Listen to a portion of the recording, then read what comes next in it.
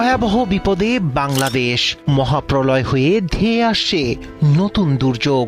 আকাশ জুড়ে কালো মেঘের অশনি সংকেত দিয়ে হাজির হতে যাচ্ছে নতুন বৃষ্টি বলয়, সঙ্গে তীব্র বজ্রপাত, দমকা ঝড়ো হাওয়া আর টানা ভারী বর্ষণের পূর্বাভাস। বাড়ছে পাহাড় ধস, পাহাড়ি ঢল, আকস্মিক বন্যা ও জলাবদ্ধতার শঙ্কা। ইতোমধ্যেই কক্সবাজারে হয়েছে রেকর্ড বৃষ্টিপাত। আগামী 48 থেকে 72 ঘন্টায় দেশের 4 বিভাগে ভারী থেকে অতি ভারী বৃষ্টির সতর্কবার্তা দিয়েছে আবহাওয়া অধিদপ্তর। সবচেয়ে বেশি ঝুঁকিতে চট্টগ্রামের পাহাড়ি অঞ্চল। বাড়তে শুরু করেছে নদ নদীর পানি। তাই দুর্যোগের আশঙ্কায় উৎকণ্ঠায় দিন পার করছেন লাখো মানুষ। আষাঢ়ের বৃষ্টি যেন এখন আশীর্বাদ নয়, হয়ে উঠেছে আতঙ্কের নাম।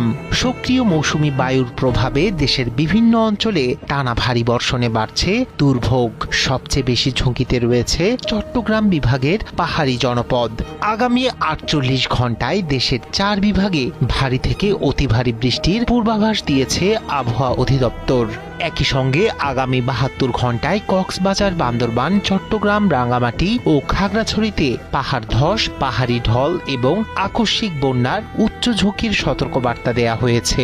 আবহাওয়া অফিসের তথ্য বলছে, আগামী 2 দিনে খুলনা, বরিশাল, চট্টগ্রাম ও সিলেট বিভাগের বিভিন্ন স্থানে 44 থেকে 88 মিলিমিটার পর্যন্ত ভারী এবং কোথাও কোথাও 88 মিলিমিটারেরও বেশি অতি ভারী বৃষ্টিপাত হতে পারে। এ অবস্থায় পাহাড় কেটে গড়ে ওঠা ঝুঁকিপূর্ণ বসতিগুলোর বাসিন্দাদের সর্বোচ্চ সতর্ক থাকার আহ্বান জানিয়েছে সংশ্লিষ্ট কর্তৃপক্ষ।